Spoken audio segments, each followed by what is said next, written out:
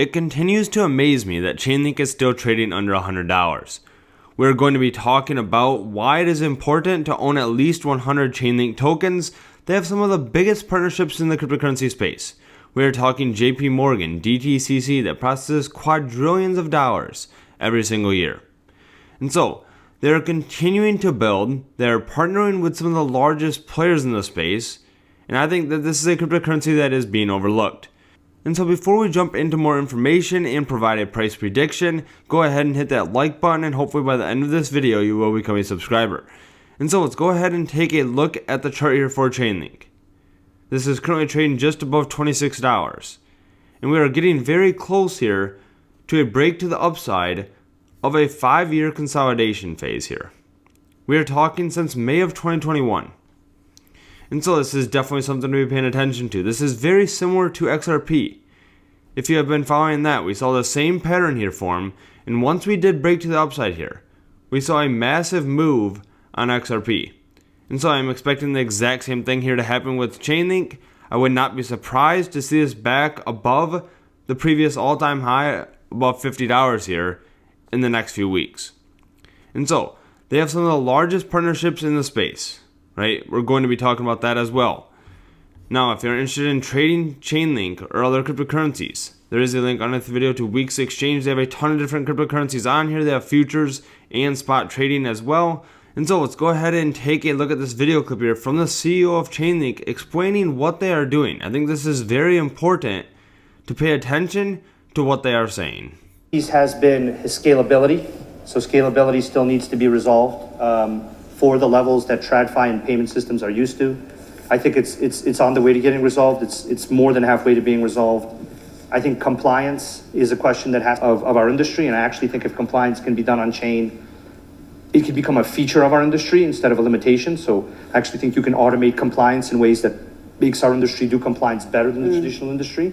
If you can change like a few laws and a few interpretive letters and a few things about how compliance works, which we're working on with the US government. And then the final thing is privacy, right? So privacy is still a missing feature. I think privacy is the next big trend in our industry.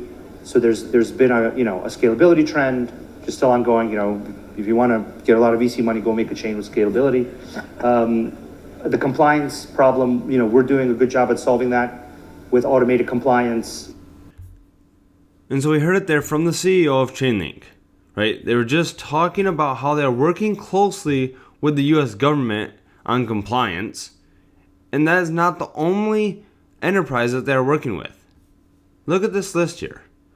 We have the Intercontinental Exchange, we have Myson Bank, we have US Bank, we have a Six Digital Exchange, we have UBS, Clearstream, Euroclear, BNY Mellon, Citibank, Wellington Management, Franklin Templeton, JP Morgan, we have Emirates NBD, we have Central Bank of Brazil, we have Microsoft, we have Fidelity International, DTCC, Swift, right? So these are all massive.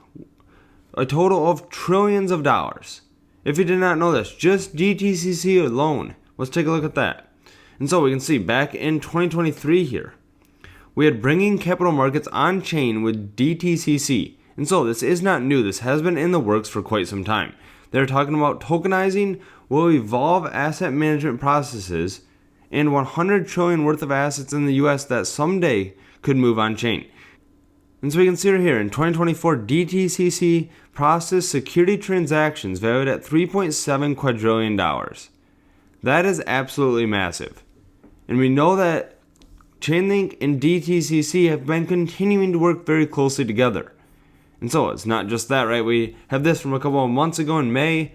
We have that JP Morgan brings bank payment rails to tokenized asset markets with Chainlink and Ondo Finance. Ondo Finance here is another blue chip. This is a cryptocurrency to be paying attention to.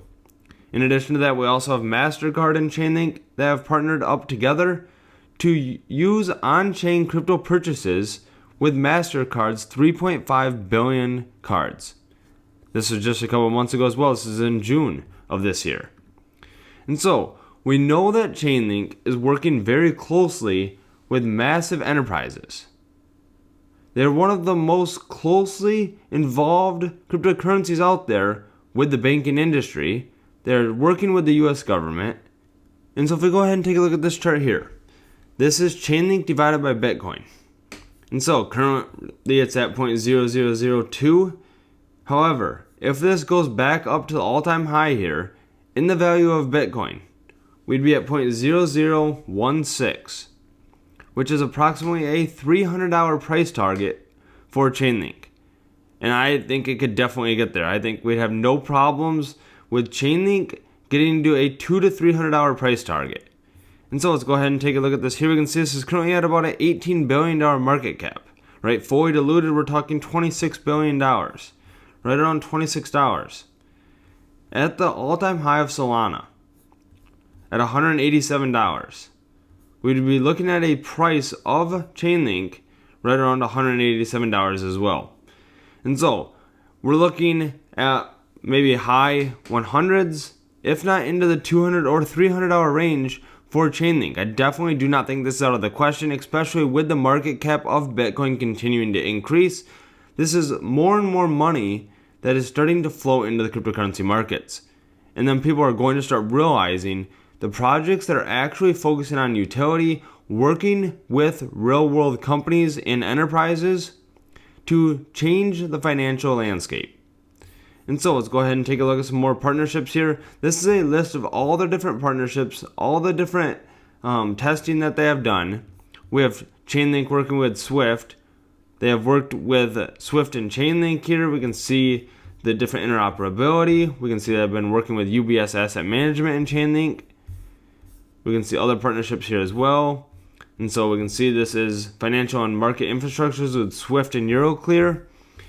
And so it is partnership after partnership. As we talked about the MasterCard and Chainlink partnership here for card processing. We have the Intercontinental Exchange partnering with Chainlink. We have Drex here with Chainlink as well. And so you can see it's just every single project here that they're talking about is utilizing Chainlink. And so I do not know of another cryptocurrency out there that has this close of ties with companies that are worth trillions of dollars. At least something that has not been publicly released, right? We have Fidelity here. We have institutional banks, as I mentioned, JP Morgan, utilizing Chainlink for interoperability. And so this is going to be utilized across a lot of different use cases in the financial space. And so this is definitely something to be paying attention to. I think that Chainlink currently right around $25, $26 is currently undervalued. And I think Ondo Finance, along with Chainlink, is another blue chip in the space.